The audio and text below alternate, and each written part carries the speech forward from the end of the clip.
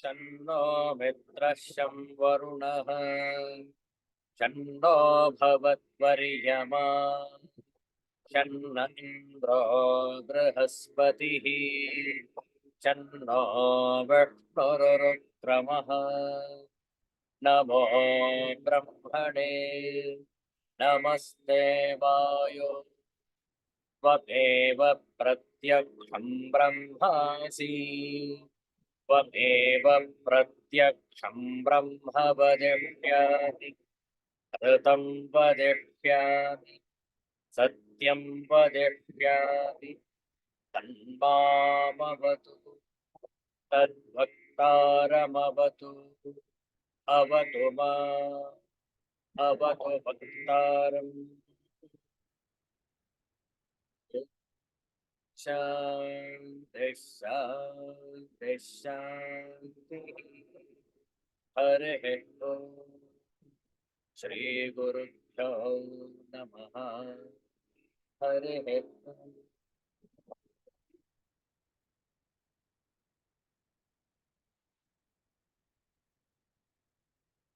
Universal prayer. Let's stand this together.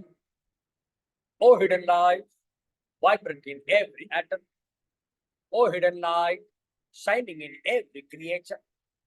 O hidden love, embracing all in oneness. May each who feels himself as one with thee know he is also one with every other. Om Shanti, Shanti, Shanti.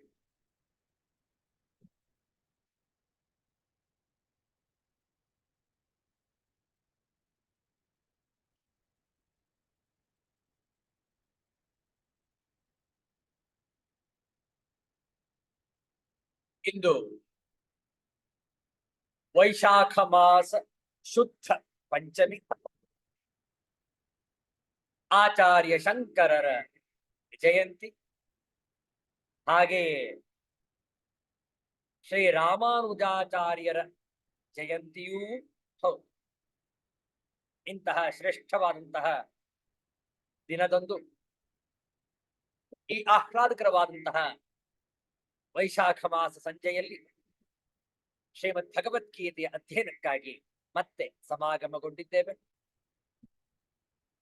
May ತಿಂಗಳ 12ನೆಯ ತಾರೀಕು ಭಾನುವಾರ 2024ನೇ ಇಸವಿ ಆಚಾರ್ಯ ಶಂಕರರ ಜಯಂತಿಯನ್ನು ಅವರ ಕೃತಿಯಾದಂತಹ ಕೌಪೀನ ಪಂಚಕಂ ಇದರ ಪಾರಾಯಣವನ್ನು ಮಾಡ್ತೇವೆ. ಶ್ರದ್ಧೆಯಿಂದ ಆಚರಿಸುವಂತವರಾಗಿ ಆಚಾರ್ಯ ಶಂಕರ ಕೃತ ಕೌಪೀನ ಪಂಚಕಂ. ವೇದಾಂತ ವಾಕ್ಯೇಷು ಸದಾ ರಮಂತಃ ಭಿಕ್ಷಾನ್ನ ಮಾತ್ರೇಣ ಚತುಷ್ಟಿಮಂತಃ ಅಶೋಕವಂತಃ ಕರುಣೈಕವಂತಃ ಕೌಪೀನವಂತಃ ಖಲು ಭಾಗ್ಯವಂತಃ ಲಂ ತರೋಃ ಕೇವಲಮಾಶ್ರಯಂತಃ ಪಾಣಿದ್ವಯೇ ಭೋಕ್ತುಮಮತ್ರಯಂತಃ ಕಂಠಾಮಪಿ ಸ್ತ್ರೀಮಿವ ಕುತ್ಸಯಂತಃ ಕೌಪೀನವಂತಃ ಖಲು ಭಾಗ್ಯವಂತಃ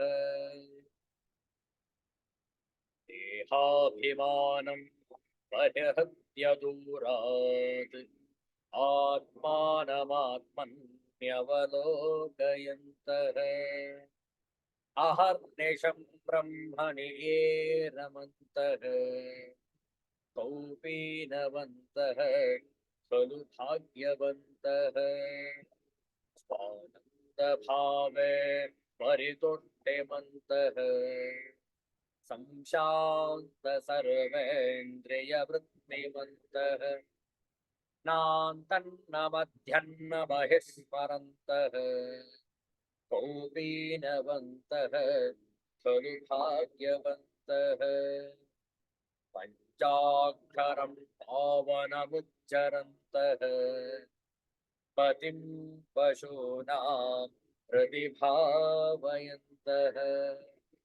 भिक्षाशनादिक्षुपरिभ्रमन्तः कौपीनवन्तः खलु भाग्यवन्तः कौपीनवन्तः खलु भाग्यवन्तः इति श्रीमद् शंकराचार्यकृत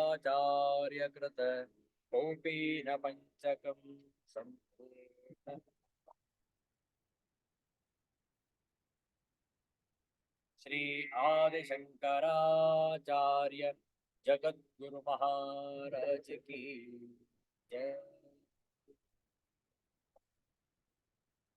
ಒಂದು ಭಜನೆಯನ್ನು ಮಾಡೋಣ.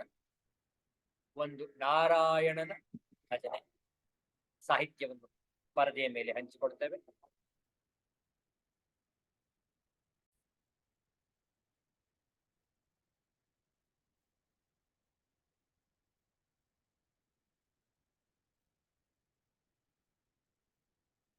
ಒಂದು ನಾರಾಯಣನ ಭಜನೆ ಹೇಳಿಕೊಡ್ತೇವೆ, ಪುನರಾವರ್ತಿಸಬಹುದು.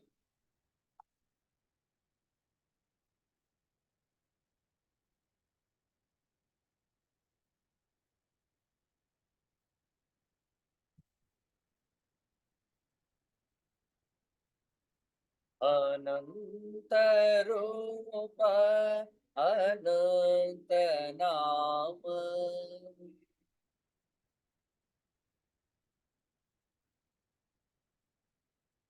अनंत रूप अनंत नाम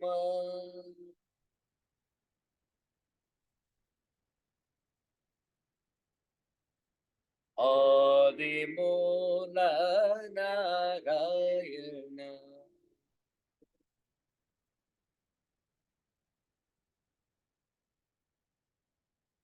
आदिमूल नारायण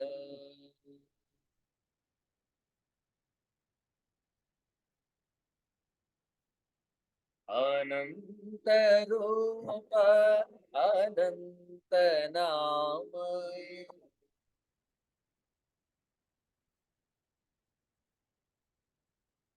आदिमूल नारायण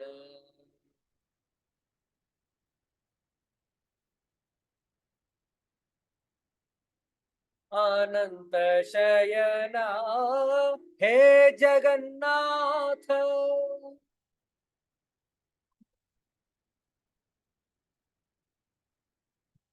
अनंत शयना हे जगन्नाथ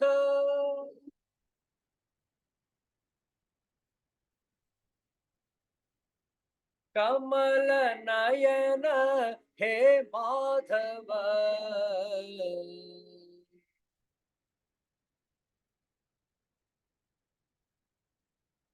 करुणा सागर कालिंगमर्दन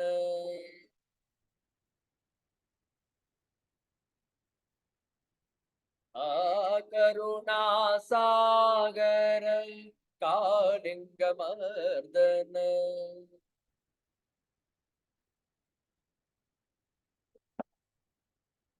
हे दया सिंधो कृष्ण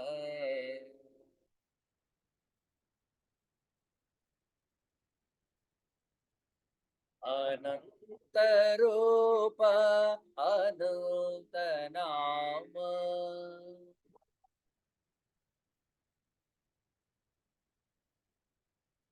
आदिमूल नारायण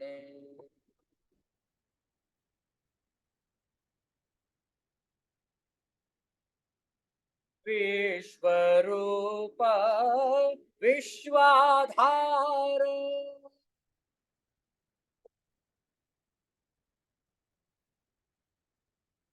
विश्वरूप विश्वाधार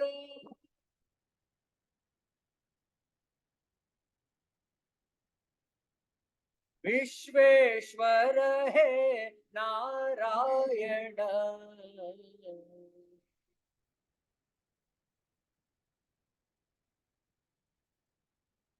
भवभयहरण दीनोद्धरण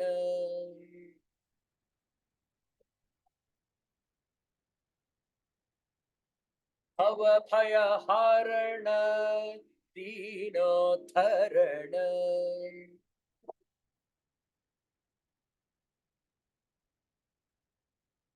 हे कृपा सिंधो कृष्ण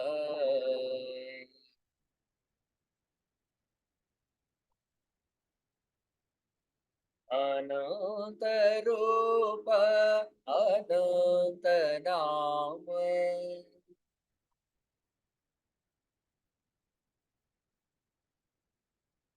आदि मूल नारायण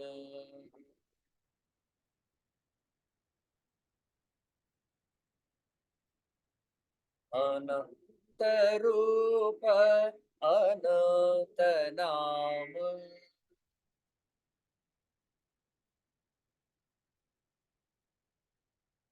आदि मूल नारायण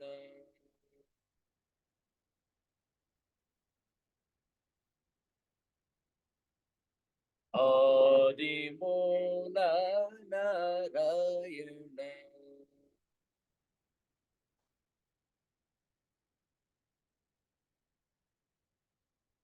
गोविंद नाम संकीर्तनम गोविंद गोविंद सिद्धांत अवधूत चिंतन श्री गुरुदेव दत्त जय जय रघुवीर समर्थ श्री सद्गुरुनाथ महाराज की जय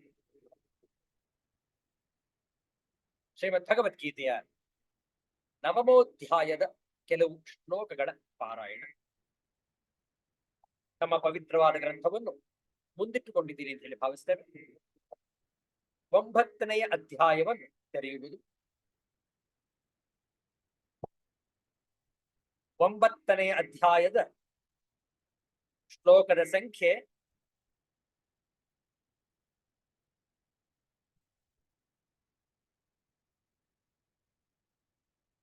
11. 11ನೆಯ ಶ್ಲೋಕದಿಂದ 20ನೆಯ ಶ್ಲೋಕದವರೆಗೆ ಪಾರಾಯಣ ಕೊಟ್ಟಿ. 9ನೇ ಅಧ್ಯಾಯ 11ನೆಯ ಶ್ಲೋಕ. ಓಂ ಶ್ರೀ ಪರಮಾತ್ಮನೇ ನಮಃ. ಅಥ ನವಮೋಧ್ಯಾಯಃ. राजविद्या राजगुह्ययोगः. श्रीभगवानुवाच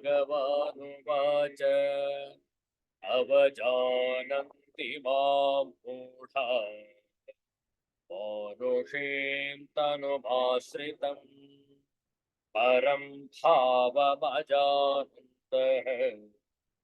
मम भूतमहेश्वरम् मोघाशा मोघकर्माणः मोघज्ञानाविचेतसः राक्षसीमासुरीं चैव प्रकृतिं मोहिनीं श्रिताः महात्मानस्तु मां पार्थ देवीं प्रकृतिमाश्रिताः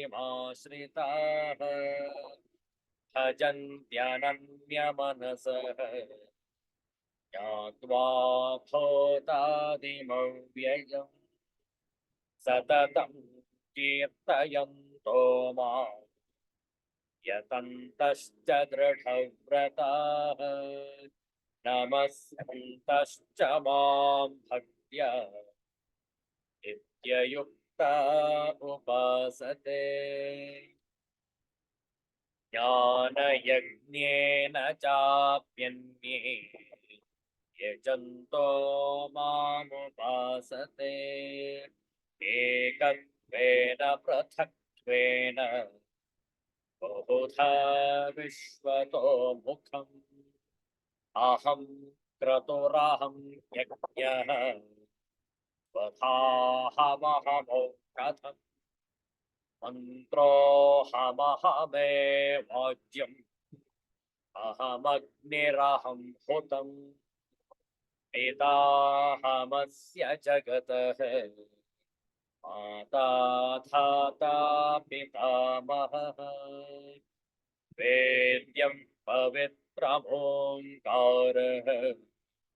ऋक्सामयजुरेव च गतिर्भर्ता प्रभुः साक्षी निवासः शरणं सुहृत् प्रभवः प्रलयस्थानम् निधानं बीजमव्ययम् तमाम्यहमहं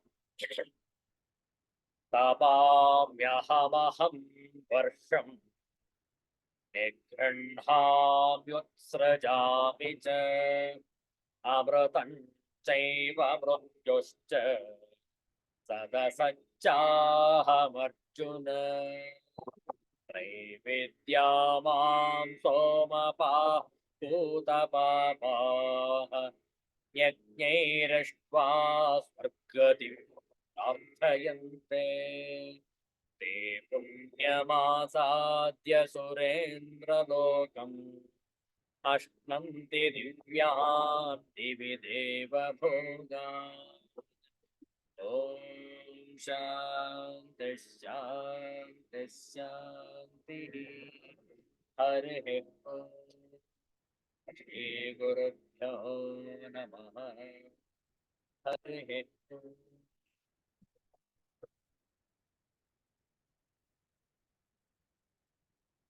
ಆಚಾರ್ಯ ಶಂಕರರ ಜಯಂತಿ ವೈಶಾಖ ಶುದ್ಧ ಪಂಚಮಿಯ ದಿನ ಶಾಂಕರ ಭಾಷ್ಯ ಸಹಿತ ಶ್ರೀಮದ್ ಭಗವದ್ಗೀತೆಯನ್ನು ಅಧ್ಯಯನ ಮಾಡಲು ಸನ್ನದ್ಧರಾಗಿದ್ದೇವೆ.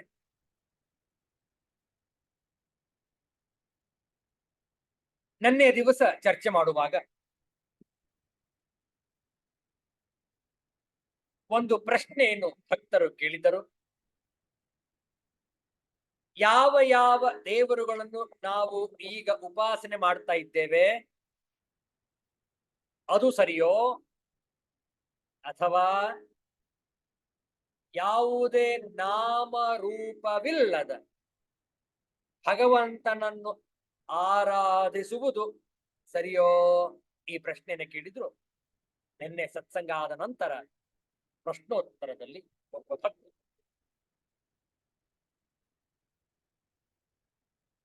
ಈಗಾಗಲೇ ಅನೇಕ ಬಾರಿ ಚರ್ಚೆ ಮಾಡಿರುವ ಹಾಗೆ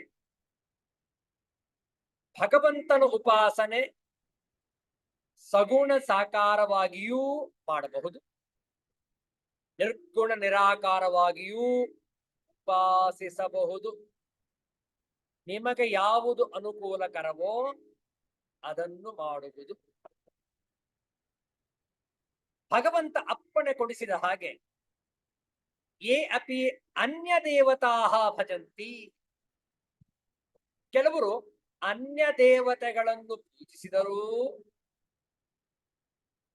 ಅವರೆಲ್ಲರೂ ಒಬ್ಬನೇ ಭಗವಂತನನ್ನು ಪೂಜಿಸುತ್ತಿರುವುದು.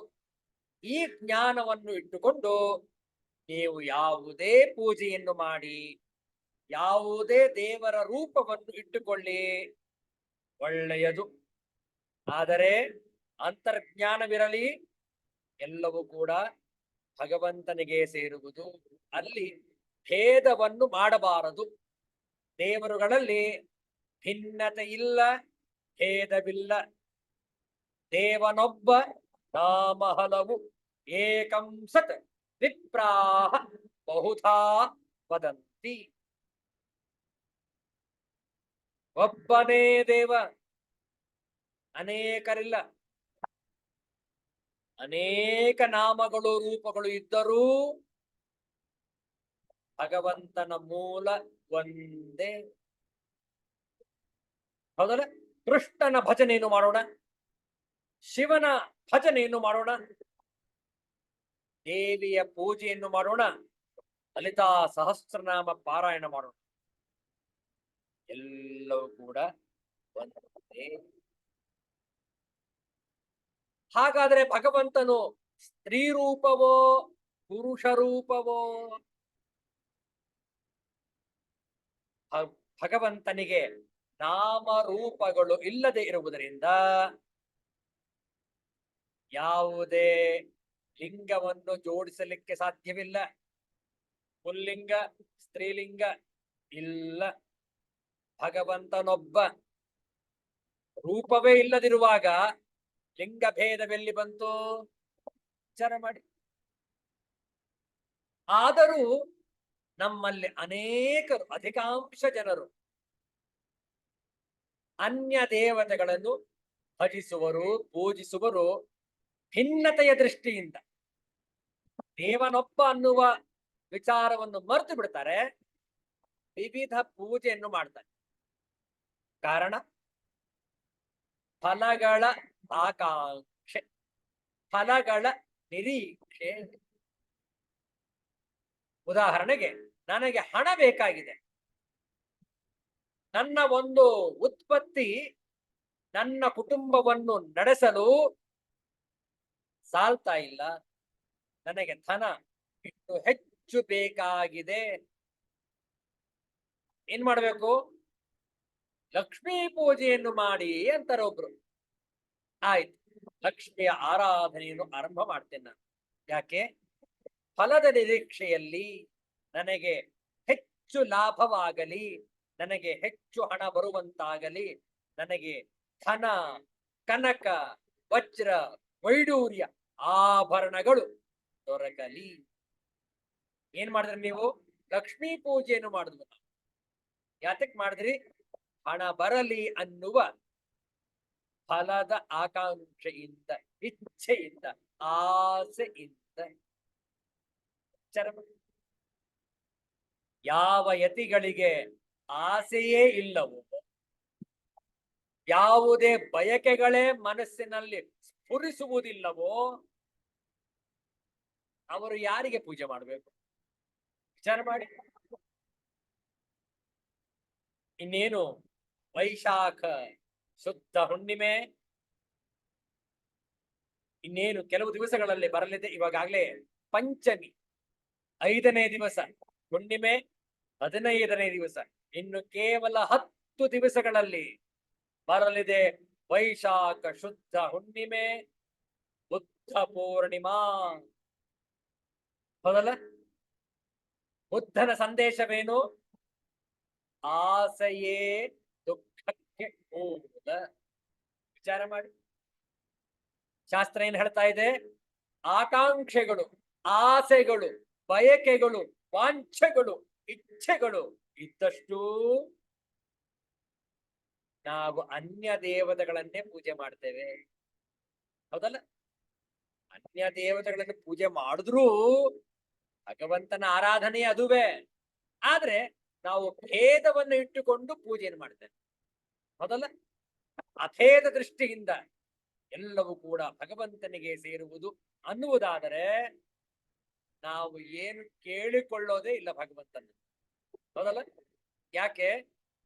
ಸೃಷ್ಟಿಕರ್ತನಿಗೆ ಗೊತ್ತು ಯಾರ್ಯಾರಿಗೆ ಯಾವ್ಯಾವುದು ಎಲ್ಲೆಲ್ಲಿ ಹೇಗೆ ನೀಡಬೇಕು.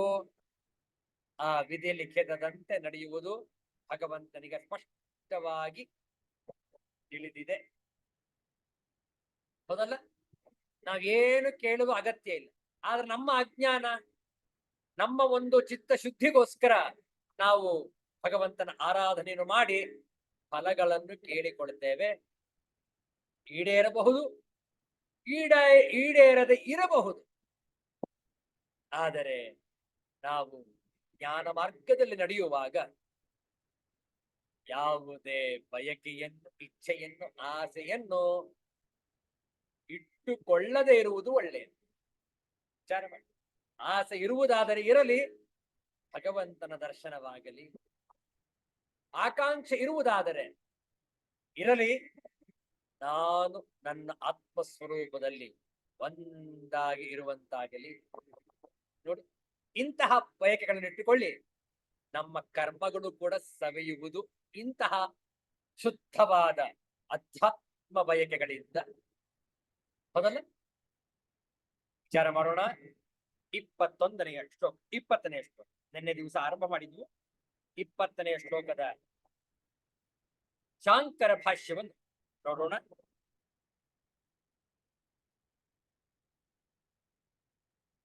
ತ್ರೈವಿದ್ಯಾಮಾಂ ಸೋಮಪಾ ಭೂತಪಾಪ. ಇದರ ಶಾಂಕರ ಭಾಷ್ಯ ನೋಡಿ. ತಮ್ಮಲ್ಲೂ ಕೂಡ ಭಾಷ್ಯದ ಪುಸ್ತಕವಿದ್ರೆ ತೆಗೆದಿಟ್ಟುಕೊಳ್ಳಿ. 20ನೆಯ ಶ್ಲೋಕದ ಶಾಂಕರ ಭಾಷ್ಯ. ತ್ರೈವಿದ್ಯಾ ಋಕ್ ಯಜುಃ ಸಾಮವಿದಃ ಮಾಂ ವಸ್ವಾದಿ ದೇವರೂಪಿಣಂ ಸೋಮಪಾಃ ಸೋಮಂ ಪಿಬಂತಿ ಇತಿ ಸೋಮಪಾಃ ತೇನೈವ ಸೋಮಪಾನೇನ ಭೂತಪಾಪಾಃ ಶುದ್ಧ ಕಿಲ್ಬಿಷಾಃ ಯಜ್ಞೈಃ ಅಗ್ನಿಷ್ಟೋಮಾದಿಭಿಃ ಇಷ್ಟ್ವಾ ಪೂಜಯಿತ್ವಾ ಸ್ವರ್ಗತಿಂ ಸ್ವರ್ಗಗಮನಂ ಸ್ವರೇವ ಗತಿಃ ಸ್ವರ್ಗತಿಃ ತಾಂ ಪ್ರಾರ್ಥಯಂತೆ. ತೇ ಚ ಪುಣ್ಯಂ ಪುಣ್ಯಫಲಂ ಆಸಾದ್ಯ ಸಂಪ್ರಾಪ್ಯ ಸುರೇಂದ್ರಲೋಕಂ ಶತಕ್ರತೋಃ ಸ್ಥಾನಂ ಅಶ್ನಂತಿ ಭುಂಜತೆ. ದಿವ್ಯಾನ್ ದಿವಿ ಭವಾನ್ ಅಪ್ರಾಕೃತಾನ್ ದಿವಿ ದೇವಭೋಗಾನ್ ದೇವಾನಾಂ ಭೋಗಾನ್. ಆಚಾರ್ಯ ಶಂಕರರು ಪ್ರತಿಯೊಂದು ಪದಕ್ಕೆ ಸ್ಪಷ್ಟವಾದ ಅರ್ಥವನ್ನು ನೀಡಿದ್ದಾರೆ. ನೋಡೋಣ ಭಾಷ್ಯಾರ್ಥವನ್ನು. ತ್ರೈವಿದ್ಯಾ ತ್ರೈವಿದ್ಯರು ಎಂದರೆ ಋಕ್ ಯಜಸ್ ಸಾಮ ಇವನ್ನು ಬಲ್ಲವರು ತ್ರೈವಿದ್ಯಾ. ನನ್ನನ್ನು ವಸುಗಳೇ ಮುಂತಾದ ದೇವತೆಗಳ ರೂಪದಲ್ಲಿರುವ ನನ್ನನ್ನು ಸೋಮಪರಾಗಿ ಸೋಮಯಾಜಿಗಳಾಗಿ ಸೋಮವನ್ನು ಪಾನ ಮಾಡುವವರಾದ್ದರಿಂದ ಸೋಮಪರು ಅಂಥವರಾಗಿ ಅದೇ ಸೋಮಪಾನದಿಂದ ಭೂತ ಪಾಪರಾಗಿ ಎಂದರೆ ಪಾಪವನ್ನು ನೀಗಿ ಶುದ್ಧಿ ಮಾಡಿಕೊಂಡವರಾಗಿ ಯಜ್ಞಗಳಿಂದ ಎಂದರೆ ಅಗ್ನಿಷ್ಟೋಮಾದಿಗಳಿಂದ ಯಾಗ ಮಾಡಿ ಪೂಜಿಸಿ ಸ್ವರ್ಗತಿಯನ್ನು ಸ್ವರ್ಗಗಮನವನ್ನು ಸ್ವರ್ಲೋಕವೆಂಬ ಗತಿಯು ಸ್ವರ್ಗತಿಯು ಅದನ್ನು ಪ್ರಾರ್ಥಿಸುತ್ತಾರೆ.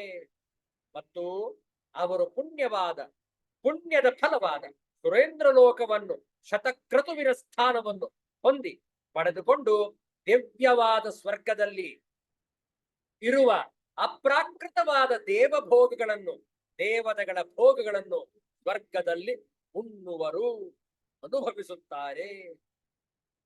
ವಿಚಾರ ಮಾಡಿ. ಇಲ್ಲಿ ವಿಚಾರ ಮಾಡಬೇಕಾದಂತಹ ಪ್ರಸಂಗ ಏನು ಅಂತ ಹೇಳಿದ್ರೆ, ತ್ರೈವಿದ್ಯರು 3 ವೇದಗಳನ್ನು ಅಧ್ಯಯನ ಮಾಡಿದವರು. ಋಕ್ ಯಜುಃ ಮತ್ತು ಸಾಮ.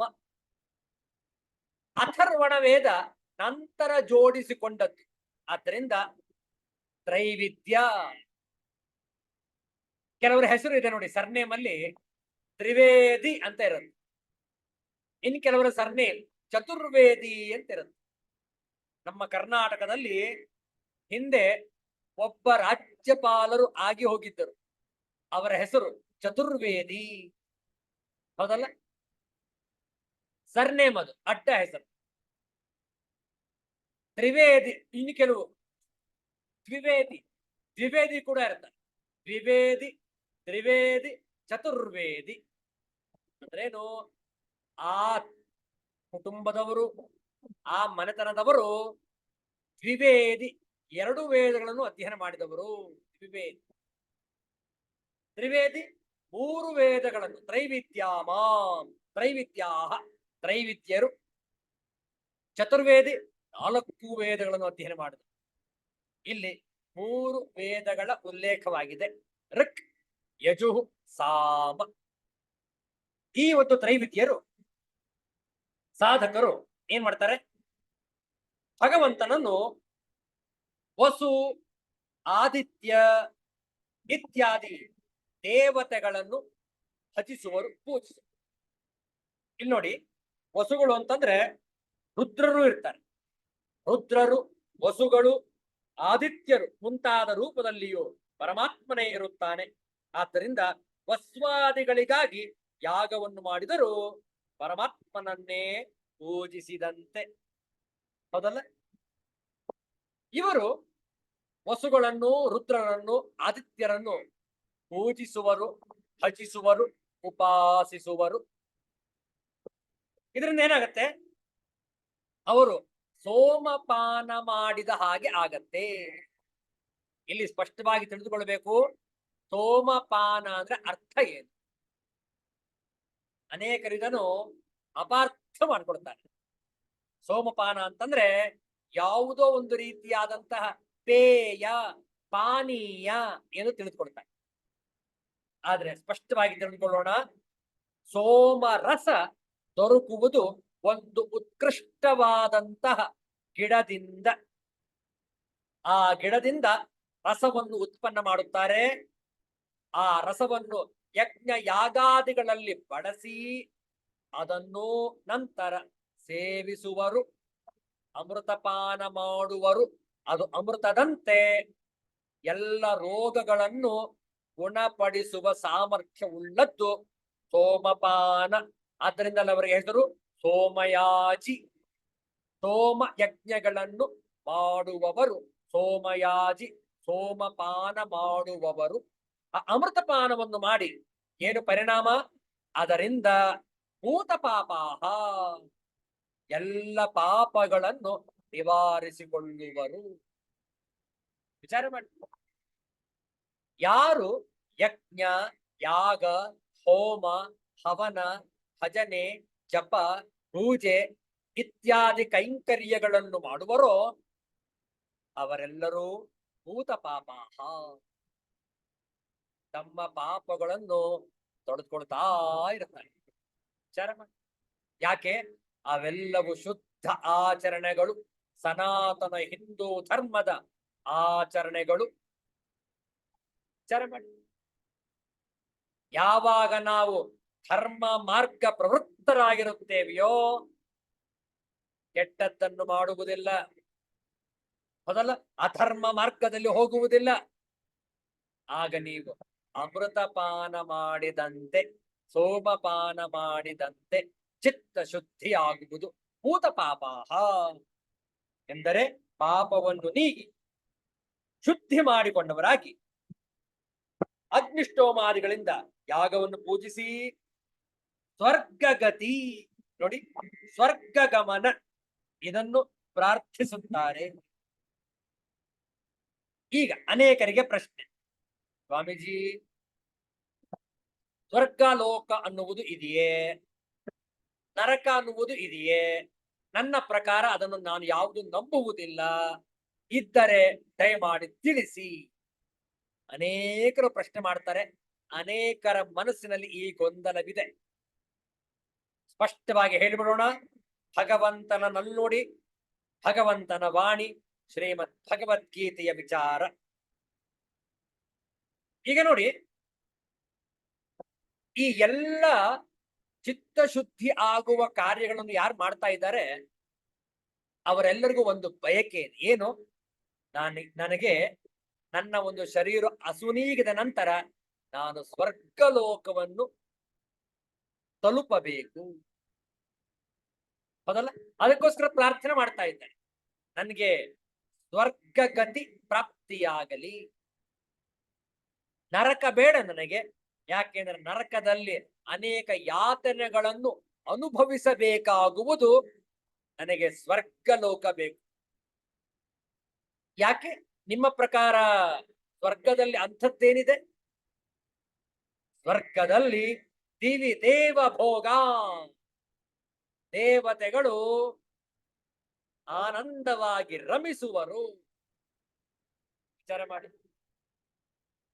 ಅಲ್ಲಿ ಭೋಗಗಳ ವೈಭೋಗ, ಹೌದಲ್ಲ? ವೈಭವದ ವೈಭೋಗ, ಭೋಗಗಳ ವೈಭೋಗ, ಆನಂದ. ಅದಕ್ಕೇನ್ ಮಾಡ್ಬೇಕು ನೀವು?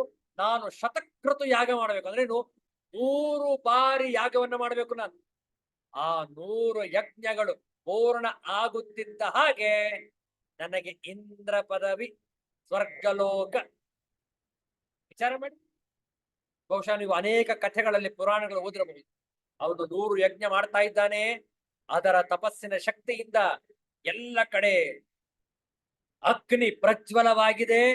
ಆಗ ಈಗ ವಾಸ್ತವದಲ್ಲಿ ಯಾರು ಇಂದ್ರನಿದ್ದಾನೋ ಅವನಿಗೆ ಭಯ ಆರಂಭವಾಗುತ್ತೆ.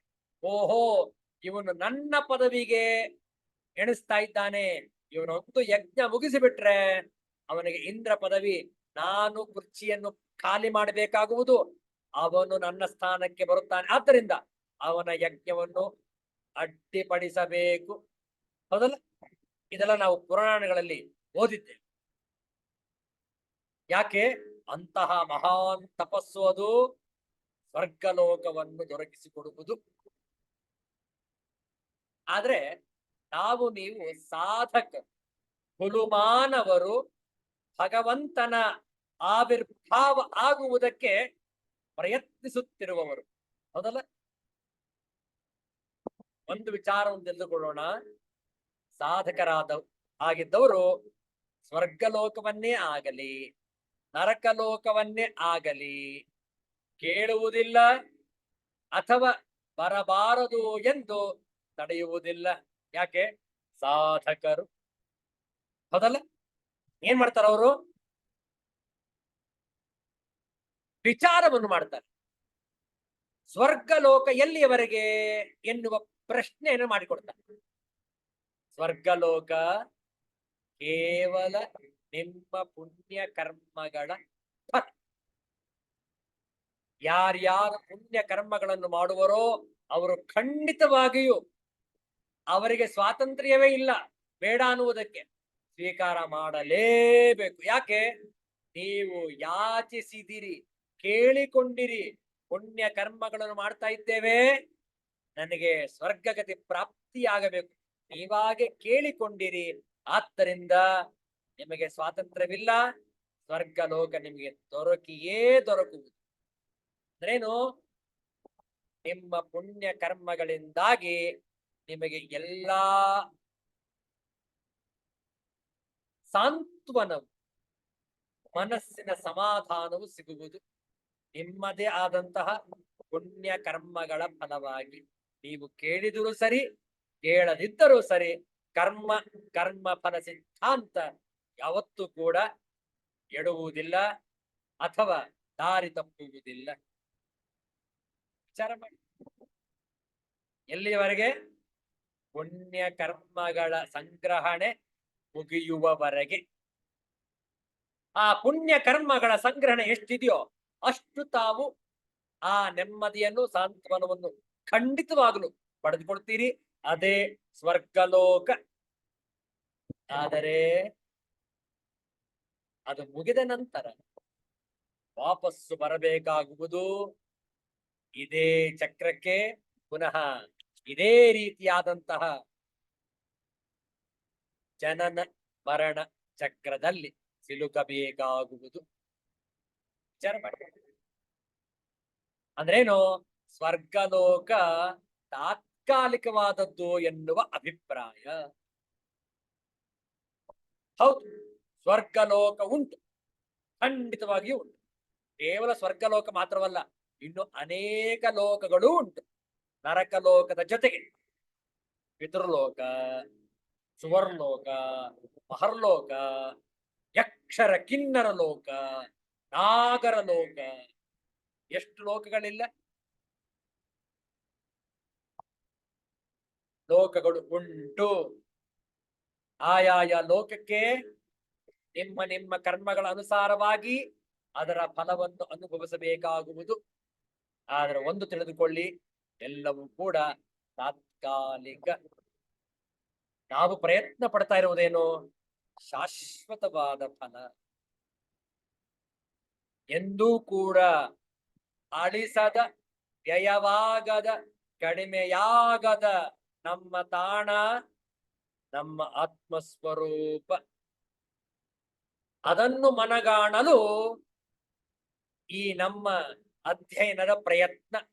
ಶ್ರೀಮದ್ ಭಗವದ್ಗೀತೆ ಅಥವಾ ಉಪನಿಷತ್ ಅಥವಾ ಬ್ರಹ್ಮಸೂತ್ರ ಅಥವಾ ಇನ್ನಿತರ ಅಧ್ಯಾತ್ಮ ಪ್ರಕರಣ ಗ್ರಂಥಗಳನ್ನು ಅಧ್ಯಯನ ಮಾಡುವ ಉದ್ದೇಶ ನಾವೆಲ್ಲರೂ ನಮ್ಮ ಆತ್ಮಸ್ವರೂಪದಲ್ಲಿ ನೆಲೆ ನಿಲ್ಲುವಂತಾಗಲಿ ಎನ್ನುವ ಒಂದು ಉತ್ಕೃಷ್ಟವಾದಂತಹ ಹಂಬಲದಿಂದ.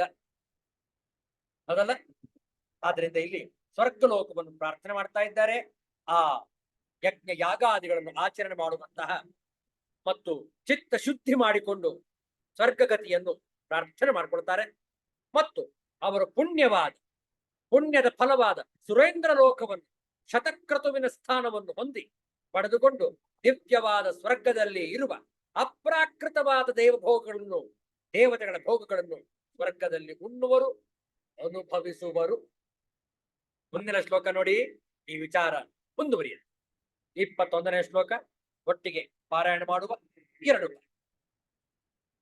ಏತಂ ಭಕ್ತ್ವಾ ಸ್ವರ್ಗಲೋಕಂ ವಿಶಾಲಂ ಕ್ಷೀಣೇ ಪುಣ್ಯೇ ಮರ್ತ್ಯಲೋಕಂ ವಿಶಂತಿ ಏವಂ ತ್ರಯೇ ಧರ್ಮಮನು ಪ್ರಪನ್ನಾಃ ಗತಾಗತಂ ಕಾಮ ಕಾಮಾ ಲಭಂತೆ ತೇತಂ ಭುಕ್ತ್ವಾ ಸ್ವರ್ಗಲೋಕಂ ವಿಶಾಲಂ ಕ್ಷೀಣೇ ಪುಣ್ಯೇ ಮರ್ತ್ಯಲೋಕಂ ವಿಶಂತಿ ಏವಂ ತ್ರಯೇ ಧರ್ಮಮನು ಪ್ರಪನ್ನಾಃ ಗತಾಗತಂ ಕಾಮ ಕಾಮಾ ಲಭಂತೆ.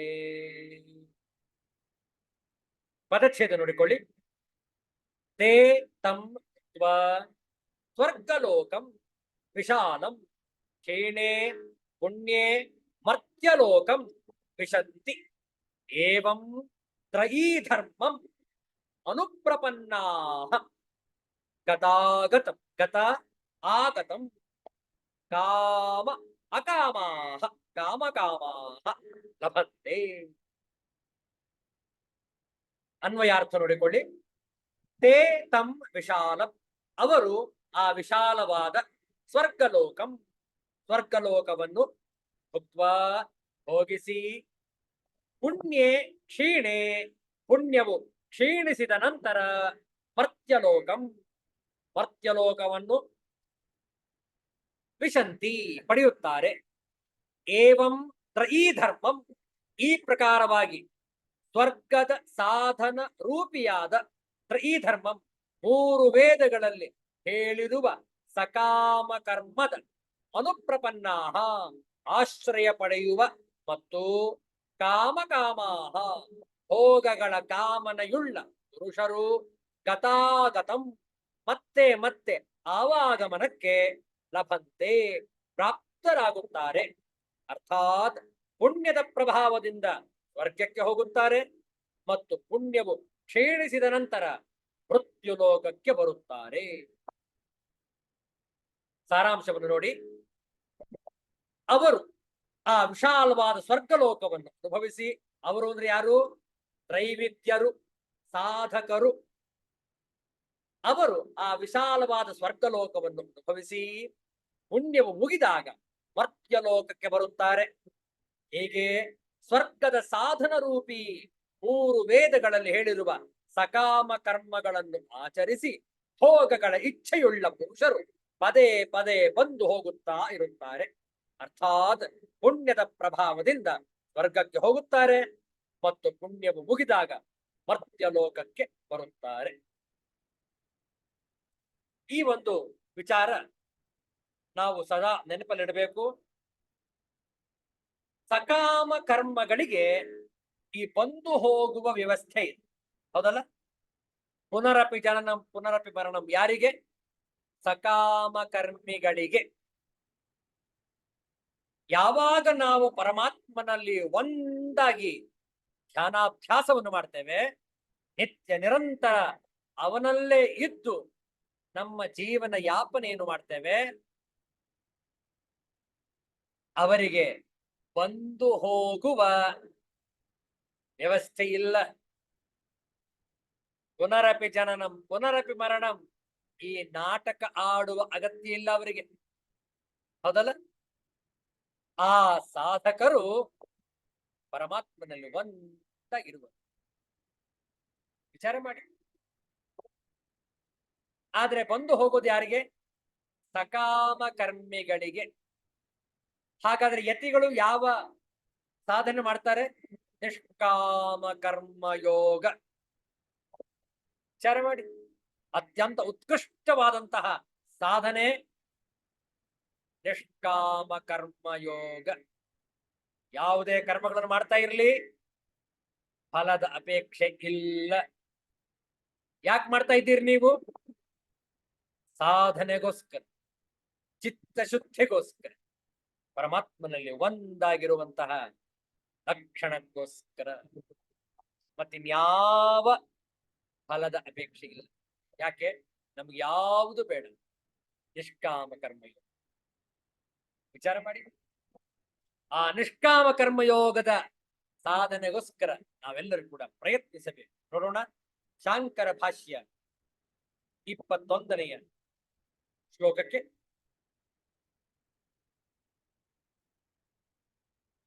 ತೇ ತಂ ಭುಕ್ತ್ವಾ ಸ್ವರ್ಗಲೋಕಂ ವಿಶಾಲಂ ವಿಸ್ತೀರ್ಣಂ ಕ್ಷೀಣೆ ಪುಣ್ಯೆ ಮರ್ತ್ಯಲೋಕಂ ಇಮಂ ವಿಶಂತಿ ಆವಿಶಂತಿ.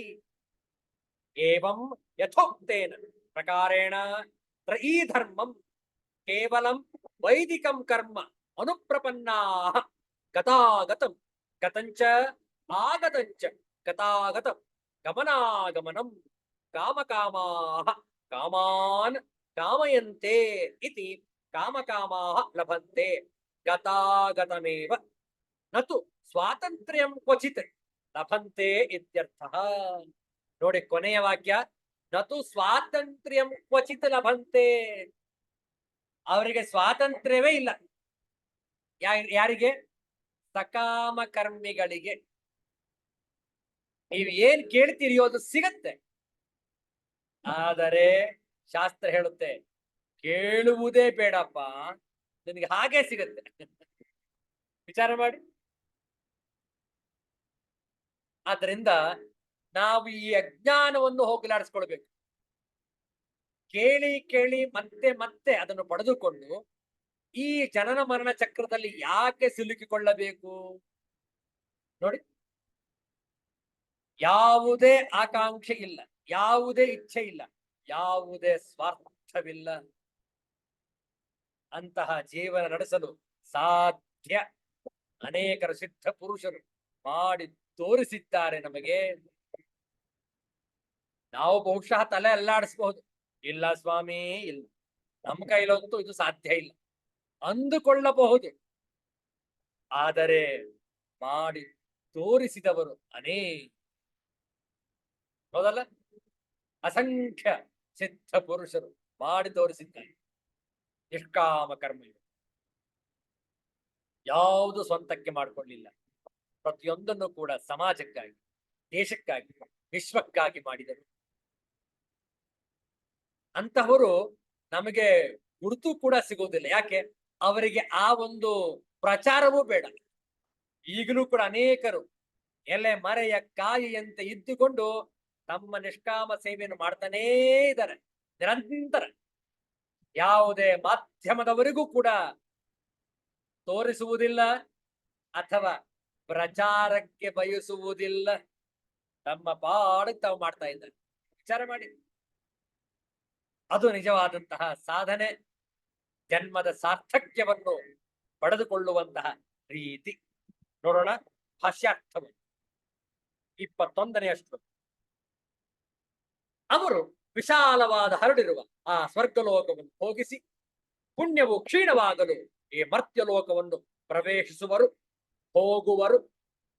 ಹೀಗೆ ಮೇಲೆ ಹೇಳಿದಂತೆ ಈ ಧರ್ಮವನ್ನು, ಬರಿಯ ವೈದಿಕ ಧರ್ಮವನ್ನು ಸೇರಿದವರಾದ ಕಾಮಕಾಮರು ಕಾಮಗಳನ್ನೇ ಬಯಸುತ್ತಿರುವುದರಿಂದ ಅವರು ಕಾಮಕಾಮರು. ಅವರು ಗತಾಗತವನ್ನು, ಸ್ವರ್ಗಕ್ಕೆ ಹೋಗುವುದು, ಈ ಲೋಕಕ್ಕೆ ಮರಳಿ ಬರುವುದು ಎಂಬಿ ಗತಾಗತವನ್ನೇ ಪಡೆಯುತ್ತಾರೆಯೇ ಹೊರತು ಎಲ್ಲಿಯೂ ಅವರಿಗೆ ಸ್ವಾತಂತ್ರ್ಯವು ಸಿಕ್ಕುವುದಿಲ್ಲ ಎಂದರ್ಥ. ನೋಡಿ, ಉಪಾಸನೆಯ ಸಮುಚ್ಚಯವಿಲ್ಲದ ಬರಿಯ ಕರ್ಮವನ್ನು ಮಾಡುವರು ಸಕಾಮ ಕರ್ಮಿಗಳು. ಪುಣ್ಯ ಕರ್ಮವನ್ನು ಮಾಡಿದರೆ ಒಲ್ಲೆನೆಂದರೂ ಸ್ವರ್ಗಲೋಕಕ್ಕೆ ಹೋಗಬೇಕಾಗುವುದು.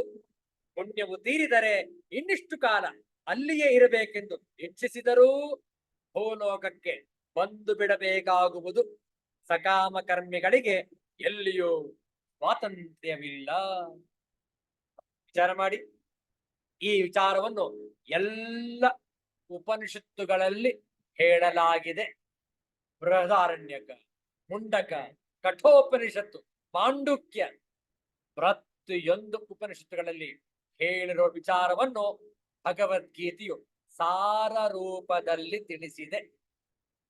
ವಿಚಾರ ಮಾಡಿ. ನಾವು ಎಂದೆಂದಿಗೂ ನಿಷ್ಕಾಮ ಕರ್ಮಯೋಗವನ್ನು ಪಾಲಿಸುತ್ತಿರಬೇಕು. ನಿಷ್ಕಾಮ ಕರ್ಮಯೋಗದಲ್ಲಿ ಏನಾಗತ್ತೆ ಹೇಳಿ? ಕರ್ತೃತ್ವ ಭಾವನೆಯೇ ಇರುವುದಿಲ್ಲ. ಸಕಾಮ ಕರ್ಮಿಗಳಿಗೆ ಕರ್ತೃತ್ವ ಭಾವನೆ ಇರುತ್ತೆ.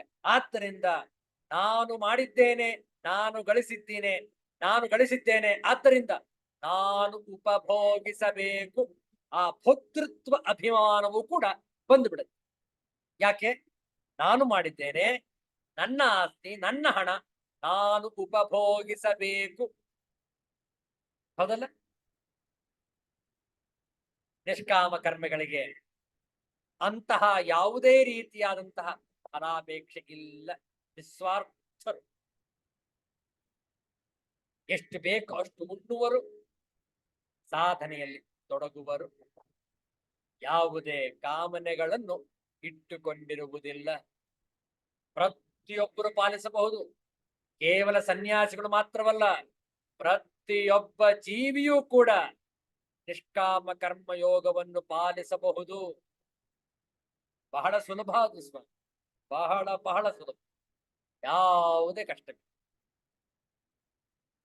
ವಿಚಾರ ಮಾಡಿ. ಈಗ ಆಚಾರ್ಯ ಶಂಕರರು ಭಾಷ್ಯದಲ್ಲಿ ಮುಂದಿನ ಶ್ಲೋಕಕ್ಕೆ ಪೀಠಿಕೆಯನ್ನು ಹಾಕ್ತಾ ಇದ್ದಾರೆ. ಏ ಪುನಃ ನಿಷ್ಕಾಮಾಹ ಸಮ್ಯಕ್ ದರ್ಶಿನಃ. ಆದರೆ ಯಾರು ಯಾವ ಬಯಕೆಯೂ ಇಲ್ಲದ ಸಮ್ಯಕ್ ದರ್ಶನ ಉಳ್ಳವರೋ, ನೋಡಿ ಮುಂದಿನ ಶ್ಲೋಕ ಆ ಸಮ್ಯಕ್ ದರ್ಶನವನ್ನು ಮತ್ತು ಆ ನಿಷ್ಕಾಮ ಕರ್ಮಯೋಗವನ್ನು ಯಾವ ರೀತಿ ಪಾಲಿಸುತ್ತಾರೆ ಅನ್ನುವಂಥದ್ದನ್ನು ಮುಂದಿನ ಶ್ಲೋಕದಲ್ಲಿ ಹೇಳಲಾಗ್ತಾ ಇದೆ. 22ನೇ ಶ್ಲೋಕವನ್ನು 2 ಬಾರಿ ಪಾರಾಯಣ ಮಾಡೋಣ ಒಟ್ಟಿಗೆ. ಅನನ್ಯಾಶ್ಚಿಂತಯಂತೋ ಮಾಂ ಯೇ ಜನಾಃ ಪರ್ಯುಪಾಸತೆ ತೇಷಾಂ ನಿತ್ಯಾಭಿಯುಕ್ತಾನಾಂ ಯೋಗಕ್ಷೇಮಂ ವಹಾಮ್ಯಹಂ. ಅನನ್ಯಾಶ್ಚಿಂತಯಂತೋ ಮಾಂ ಯೇ ಜನಾಃ ಪರ್ಯುಪಾಸತೆ ತೇಷಾಂ ನಿತ್ಯಾಭಿಯುಕ್ತಾನಾಂ ಯೋಗಕ್ಷೇಮಂ ವಹಾಮ್ಯಹಂ. ಪದಚ್ಛೇದ ನೋಡಿಕೊಳ್ಳಿ. ಅನನ್ಯಾಹ ಚಿಂತಯಂತಹ ಮಾಂ ಯೇ ಜನಾಃ ಪರ್ಯುಪಾಸತೆ, ಉಪಾಸತೆ ತೇಷಾಂ ನಿತ್ಯ ಅಭಿಯುಕ್ತಾನಾಂ ಯೋಗಕ್ಷೇಮಂ ವಹಾಮಿ ಅಹಂ. ಅನ್ವಯಾರ್ಥ: ಈ ಅನನ್ಯಾಹ ಜನಾಃ, ಯಾವ ಅನನ್ಯ ಪ್ರೇಮಿ ಭಕ್ತ ಜನರು ಮಾಂ ಚಿಂತಯಂತಹ, ಪರಮೇಶ್ವರನಾದ ನನ್ನನ್ನು ನಿರಂತರ ಚಿಂತಿಸುತ್ತಾ ಉಪಾಸತೆ ನಿಷ್ಕಾಮ ಭಾವದಿಂದ ಭಜಿಸುತ್ತಾರೋ, ತೇಷಾಂ ನಿತ್ಯಾಭಿಯುಕ್ತಾನಾಂ, ಆ ನಿತ್ಯ ನಿರಂತರ ನನ್ನ ಚಿಂತನೆಯನ್ನು ಮಾಡುವ ಪುರುಷರ ಯೋಗಕ್ಷೇಮವನ್ನು ಅಹಂ ವಹಾಮಿ, ನಾನೇ ಸ್ವಯಂ ವಹಿಸಿಕೊಳ್ಳುತ್ತೇನೆ. ಇಲ್ಲಿ ಯೋಗಕ್ಷೇಮ ಅಂದ್ರೆ ಏನು? ಯೋಗ ಎಂದರೆ ಭಗವತ್ ಸ್ವರೂಪದ ಪ್ರಾಪ್ತಿಯ ಹೆಸರು ಯೋಗ. ಕ್ಷೇಮ ಅಂದ್ರೆ ಭಗವತ್ ಪ್ರಾಪ್ತಿಯ ನಿಮಿತ್ತವಾಗಿ ಮಾಡಲಾದ ಸಾಧನೆಯ ರಕ್ಷಣೆಯ ಹೆಸರು ಕ್ಷೇಮ. ಮತ್ತೊಮ್ಮೆ ಇದನ್ನ ನಂತರ ವಿಚಾರ ಮಾಡುವ. ಈಗ ಸಾರಾಂಶವನ್ನು ನೋಡಿಕೊಳ್ಳಿ. 22ನೆಯ ಶ್ಲೋಕದ ಸಾರಾಂಶ: ಅನನ್ಯ ಪ್ರೇಮಿ ಭಕ್ತರು ಪರಮೇಶ್ವರನಾದ ನನ್ನನ್ನು ನಿರಂತರ ಚಿಂತಿಸುತ್ತಾ ನಿಷ್ಕಾಮ ಭಾವದಿಂದ ಭಜಿಸುತ್ತಾರೆ. ಹೇಗೆ ನಿತ್ಯ ನಿರಂತರ ಚಿಂತಿಸುವ ಮನುಷ್ಯರ ಯೋಗಕ್ಷೇಮವನ್ನು ನಾನೇ ಸ್ವತಃ ವಹಿಸಿಕೊಳ್ಳುವೆನು. ನಿಷ್ಕಾಮ ಭಾವದಿಂದ ನಿತ್ಯ ನಿರಂತರ ಚಿಂತನೆ ಮಾಡುವ ತನ್ನ ಭಕ್ತರ ಯೋಗಕ್ಷೇಮವನ್ನು ಸ್ವತಃ ನಾನೇ ಹೊರುವುದರ ಪ್ರತಿಜ್ಞೆಯನ್ನು ಇಲ್ಲಿ ಕೇಳ್ತಾ ಇದ್ದೇವೆ ಭಗವಂತನ ನಲ್ನುಡಿಯಲ್ಲಿ. ಇದರ ಭಾಷ್ಯವನ್ನು ನೋಡೋಣ, ಬಹಳ ಸೊಗಸಾಗಿದೆ. ಅನನ್ಯಾಹ ಅನನ್ಯಾಹ ಅಪೃಥಕ್ ಭೂತಾಹ ಪರಂ ದೇವಂ ನಾರಾಯಣಂ ಮಾಂ ಆತ್ಮತ್ವೇನ ಗತಾಃ ಸಂತಃ ಚಿಂತಯಂತಃ ಮಾಂ ಯೇ ಜನಾಃ ಸನ್ಯಾಸಿನಃ ಪರ್ಯುಪಾಸತೆ ತೇಷಾಂ ಪರಮಾರ್ಥದರ್ಶಿನಾಂ ನಿತ್ಯಾಭಿಯುಕ್ತಾನಾಂ ಸತತಾಭಿಯೋಗಿನಾಂ ಯೋಗಕ್ಷೇಮಂ ಯೋಗಃ ಅಪ್ರಾಪ್ತಸ್ಯ ಪ್ರಾಪಣಂ ಕ್ಷೇಮಃ ತದ್ ರಕ್ಷಣಂ ತತ್ ಉಭಯಂ ವಹಾಮಿ ಪ್ರಾಪಯಾಮಿ ಅಹಂ ಜ್ಞಾನಿ ತು ಆತ್ಮೈವ ಮೇ ಮತಂ ಸ ಚ ಮಮ ಪ್ರಿಯಃ ಇತಿ ಪೂರ್ವಮೇವ ಉಕ್ತತ್ವಾತ್ ತಸ್ಮಾತ್ ತೇ ಮಮ ಆತ್ಮಭೂತಾಃ ಪ್ರಿಯಾಶ್ಚ ಇತಿ. ಬಹಳ ಸೊಗಸಾಗಿದೆ. ಭಾಷ್ಯ ಅರ್ಥವನ್ನು ನೋಡಿ ಇಂದಿನ ಸತ್ಸಂಗವನ್ನು ಸಂಪನ್ನಗೊಳಿಸೋಣ. ಅನನ್ಯರಾಗಿ ಬೇರೆಯಾಗದವರಾಗಿ ಪರದೇವನಾದ ನಾರಾಯಣನಾದ ನನ್ನನ್ನು ಆತ್ಮನನ್ನಾಗಿ ಮಾಡಿಕೊಂಡವರಾಗಿ ಧ್ಯಾನಿಸುತ್ತಾ ನನ್ನನ್ನು ಯಾವ ಜನರು ಎಂದರೆ ಸನ್ಯಾಸಿಗಳು ಉಪಾಸನೆ ಮಾಡುತ್ತಲಿರುವರೋ, ಪರಮಾರ್ಥದರ್ಶಿಗಳಾದ ನಿತ್ಯಾಭಿಯುಕ್ತರಾದ ಯಾವಾಗಲೂ ನನ್ನಲ್ಲಿ ಚಿತ್ತ ಸಮಾಧಾನವನ್ನಿಟ್ಟುಕೊಂಡಿರುವ ಅವರ ಯೋಗಕ್ಷೇಮವನ್ನು, ಯೋಗವೆಂದರೆ ಪಡೆಯದೆ ಇದ್ದದ್ದನ್ನು ಪಡೆದುಕೊಳ್ಳುವುದು, ಕ್ಷೇಮವೆಂದರೆ ಅದನ್ನು ಕಾಪಾಡಿಕೊಳ್ಳುವುದು, ಆ ಎರಡನ್ನೂ ವಹಿಸುವೆನು ಎಂದರೆ ಅವರಿಗೆ ಉಂಟು ಮಾಡಿ ಕೊಡುವೆನು. ಜ್ಞಾನಿಯಾದರೆ ನನ್ನ ಆತ್ಮನೇ ಎಂಬುದು ನನ್ನ ಮತವು, ಅವನೂ ನನಗೆ ಪ್ರಿಯನು ಎಂದು ಮೊದಲೇ ಹೇಳಿದ್ದಲ್ಲವೇ. ಆದ್ದರಿಂದ ಅವರು ನನಗೆ ಆತ್ಮರಾದವರೂ ಪ್ರಿಯರೂ ಆಗಿರುತ್ತಾರೆ. ನೋಡಿ, ಸಂಕ್ಷಿಪ್ತವಾಗಿ ಹೇಳುವುದಾದ್ರೆ, ಈ ನಿಷ್ಕಾಮ ಭಾವನೆಯನ್ನು, ನಿಷ್ಕಾಮ ಕರ್ಮಯೋಗವನ್ನು ಹೇಗೆ ಆಚರಿಸಬೇಕು, 22ನೆಯ ಶ್ಲೋಕದ ತಾತ್ಪರ್ಯವನ್ನು ಮತ್ತೆ ಮತ್ತೆ ವಿಚಾರ ಮಾಡಬೇಕು. ಏನ್ ಹೇಳಿದೆ ನೋಡಿ, ನಿತ್ಯ ನಿರಂತರವಾಗಿ ಅನನ್ಯ ಭಕ್ತರಾಗಿ ಯಾರು ಸೇವಿಸುವರೋ, ಯಾರು ಉಪಾಸಿಸುವರೋ ಅವರ ಯೋಗಕ್ಷೇಮವನ್ನು ಭಗವಂತನೇ ವಹಿಸಿಕೊಂಡುವನು. ವಿಚಾರ ಮಾಡಿ, ಯೋಗ ಯಾವುದು ಪ್ರಾಪ್ತಿಯಾಗಿಲ್ಲ ಅದನ್ನು ದೊರಕಿಸಿಕೊಳ್ಳುವುದು ಯೋಗ, ಕ್ಷೇಮ ಯಾವುದು ಪ್ರಾಪ್ತವಾಗಿದೆಯೋ ಅದನ್ನು ಸಂರಕ್ಷಿಸಿಕೊಳ್ಳುವುದು ಕ್ಷೇಮ. ವಿಚಾರ ಮಾಡಿ. ಆದ್ದರಿಂದ ನಾವು ಯಾವುದೇ ಸಂಶಯವಿಲ್ಲದೆ, ಯಾವುದೇ ಗೊಂದಲಕ್ಕೂ ಆಸ್ಪದ ಕೊಡದೆ ಭಗವಂತನಲ್ಲಿ ಸಂಪೂರ್ಣ ಶರಣಾಗತಿಯನ್ನು ಹೊಂದೋಣ. ಭಗವಂತನು ಈ ಸೃಷ್ಟಿ ಮಾಡಿರುವನು, ಭಗವಂತನಾಗಿಯೇ ಎಲ್ಲವನ್ನು ಕೂಡ ವ್ಯಾಪಿಸಿಕೊಂಡಿರುವನು. ಅವನನ್ನು ಗುರುತಿಸುವುದು, ಧ್ಯಾನಿಸುವುದು ನಮ್ಮೆಲ್ಲರ ಆದ್ಯ ಕರ್ತವ್ಯ, ನಿತ್ಯ ಕೈಂಕರ್ಯ. ಇದನ್ನು ಪಾಲಿಸಿದಾಗ ನಮಗೆ ಆ ಒಂದು ಸದ್ಗತಿ, ಯಾವ ಫಲ ದೊರಕಬೇಕೋ ಅದು ಖಂಡಿತವಾಗಿಯೂ ಪ್ರಾಪ್ತಿಯಾಗುವುದು. ಆದ್ದರಿಂದ ನಿತ್ಯ ಭಜನೆ, ನಿರಂತರವಾದಂತಹ ನಮ್ಮ ಕೈಂಕರ್ಯವನ್ನು ಮಾಡ್ತಾ ಇರೋಣ, ಜನ್ಮದ ಸಾರ್ಥಕ್ಯವನ್ನು ಪಡೆದುಕೊಂಡು ಎಂಬಲ್ಲಿಗೆ ಇಂದಿನ ಸತ್ಸಂಗವನ್ನು ಸಂಪನ್ನಗೊಳಿಸೋಣ. ಉಳಿದ ವಿಚಾರಗಳನ್ನು ಮುಂದಿನ ವಾರ ಭೇಟಿಯಾದಾಗ ಮುಂದುವರಿಸೋಣ. ಶಾಂತಿ ಮಂತ್ರ. ಓಂ ಸರ್ವೇ ಭವಂತು ಸುಖಿನಃ, ಸರ್ವೇ ಸಂತು ನಿರಾಮಯಾಃ, ಸರ್ವೇ ಭದ್ರಾಣಿ ಪಶ್ಯಂತು, ಮಾ ಕಶ್ಚಿತ್ ದುಃಖಭಾಗ್ ಭವೇತ್. ಓಂ ಶಾಂತಿ ಶಾಂತಿ ಶಾಂತಿ. ಶಾಂತಿ. ಹರಿ ಶ್ರೀ ಗುರುಭ್ಯೋ ನಮಃ. ಹರಿ ಎಲ್ಲರಿಗೂ ಒಳಿತಾಗಲಿ, ಎಲ್ಲರಿಗೂ ಶುಭವಾಗಿ. ಜೈ ಶ್ರೀ ಗುರುದೇವ್.